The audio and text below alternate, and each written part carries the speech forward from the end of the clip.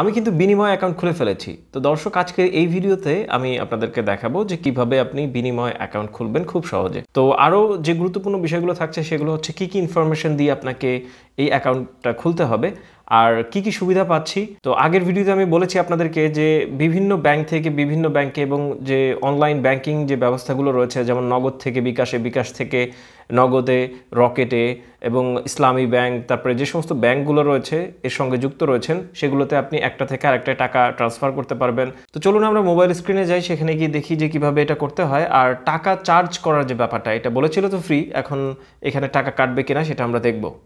তো বিনিময় অ্যাকাউন্ট করার জন্য আপনি আপনার যে বিকাশ, যে মাই বিকাশ যে সফটওয়্যারটা রয়েছে সেটাতে চলে আসবেন। তারপরে আপনি নিচে চলে আসবেন। নিচে আসার পর এইখানে দেখতে পারবেন যে বিনিময়, আপনি এটাতে ক্লিক করে দিবেন। তারপরে এরকম আসবে যে রেজিস্টার টু বিনিময় উইথ ইউর বিকাশ অ্যাকাউন্ট। তো এখানে রেজিস্টার নাও এটাতে ক্লিক করব।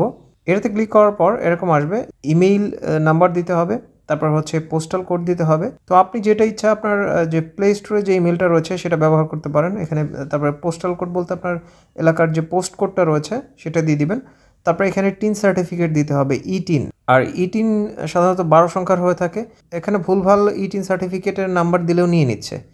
তো এটা আমার কাছে একটু অন্যরকম লেগেছে। আর এখানে ইউজার আইডি, আপনি যে কোনো ইউজার আইডি এখানে দিতে পারবেন। আপনার নাম দিয়ে এখানে @বিনিময় এরকম থাকবে। এই ইউজার আইডি দিয়েই কিন্তু লেনদেন করতে হবে, সুতরাং এগুলো ভালো করে দিয়ে নেবেন। তো আমি আমারগুলো এখানে দিয়ে দিয়েছি। এইখানে এই যে কনফার্ম, এটাতে ক্লিক করব। ক্লিক করার পর এখানে প্লিজ এন্টার ইউর বিনিময় পিন। তো এখানে আপনাকে বিনিময় পিন দিতে হবে। পিনটা অবশ্যই 6 সংখ্যার দেবেন, 6টা ডিজিটের হতে হবে। তো পিন দিয়ে আপনি এখানে সাবমিটে ক্লিক করবেন। তারপরে এখানে congratulations, your registration is successful, go to back bKash home page. তো আপনি করবেন কি, পরবর্তীতে বিকাশের যে হোম পেজটা রয়েছে আপনি সেখানে চলে আসবেন। তারপরে আবার নিচে এসে এখানে বিনিময় যে অপশনটা থাকবে এটাতে ক্লিক করে দেবেন। এটাতে ক্লিক করার পর এরকম আসবে। তো এখানে ভিউ প্রোফাইলে ক্লিক করতে পারেন আপনি। ভিউ প্রোফাইলে ক্লিক করলে আপনার প্রোফাইল নেম শো করবে, আপনার ইমেল শো করবে, পোস্টাল কোড এবং আপনার ই-টিন নাম্বার শো করবে। আপনি যদি পিনটাকে চেঞ্জ করতে চান এখানে পিন চেঞ্জ এটাতে ক্লিক করে পরবর্তী স্টেপগুলো অতিক্রম করতে হবে। তো এখানে ডিরেক্ট পে এটাতে যদি আপনি ক্লিক করেন তারপরে এরকম আসবে যেখানে add information to direct pay, এখানে ইন্টার অ্যামাউন্ট, আপনার টাকার পরিমাণটা এখানে দিতে হবে। তারপরে এখানে রিসিভার ইউজার আইডি, মানে হচ্ছে যে আপনি যাকে টাকা পাঠাবেন তারও একটা ইউজার আইডি থাকতে হবে, ইউজার নেম থাকতে হবে, যেটা আমি শুরুতে বলেছি। তো সেইটা আপনি এখানে দিয়ে দিবেন। আর প্রপোজ, এটা আপনি ধার, DHAR এভাবে লিখতে পারেন। লেখার পরে এখানে প্রসিডে ক্লিক করবেন। তো তারপরে এরকম আসবে যেখানে আমি অ্যামাউন্ট দিয়েছি 100 টাকা এবং ইউজার আইডি এবং এখানে ধার। আমি বিকাশের যে পিনটা রয়েছে এখানে ইন্টার বিকাশ পিন, তো আমি বিকাশের পিনটা দেবো। তার আগে এখানে একটি বিষয় অবশ্যই আপনাদেরকে দেখিয়ে নিচ্ছি, বিকাশ ফি দেখতে পাচ্ছেন যে 101 টাকা, এখানে 100 টাকা 1 টাকা আপনাকে চার্জ করা হচ্ছে। তো এখানে যদি 1000 টাকা দেন তাহলে আপনাকে 10 টাকা ফি দিতে হচ্ছে এবং এইটা বিকাশ নেবে, কিন্তু এখানে বিকাশ ফি। তো এখানে বিকাশ নাম্বার দিয়ে কনফার্মে ক্লিক করে দিতে হবে। তারপরে এখানে প্লিজ এন্টার বিনিময় পিন, আপনি যে বিনিময় রেজিস্ট্রেশনের সময় যে বিনিময় পিনটা দিয়েছিলেন সেটা দিবেন, দিয়ে এখানে সাবমিটে ক্লিক করবেন, টাকাটা সেন্ড হয়ে যাবে।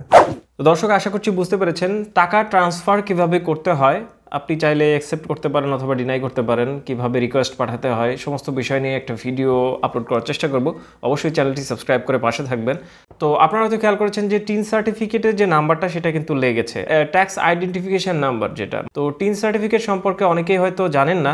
টিন সার্টিফিকেটের ব্যাপারটা আমার কাছে একটু হ্যাচাল মনে হয়েছে, কারণটা হচ্ছে যে সবাই কিন্তু এর সঙ্গে ইনভলভ হবে না। কারণটা হচ্ছে এই যে টিন সার্টিফিকেট করার যে ব্যাপারটা, টিন সার্টিফিকেট করলেই কিন্তু আপনাকে রিটার্ন দাখিল করতে হচ্ছে। অনেকেই এই বিষয়টাকে এড়িয়ে যাওয়ার চেষ্টা করবে, এই সুবিধাটা নিতে চাবে না। তো পরবর্তীতে দেখা যাক যে কন্ডিশনগুলো তুলে দেওয়া হয় কিনা অথবা কোনো ধরনের কোনো ব্যবস্থা নেওয়া হয় কিনা।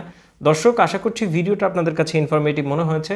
এই বিনিময়ের বিষয়ের উপরে যদি আরও কোনো কোনো বিশেষ বিষয়ের উপর ভিডিও দেখতে চান তাহলে কমেন্টে লিখতে পারেন, আমি সেই বিষয়টা নিয়ে ভিডিও আপলোড করার চেষ্টা করব। আল্লাহ আপনাদের সবাইকে ভালো রাখুন, সুস্থ রাখুন।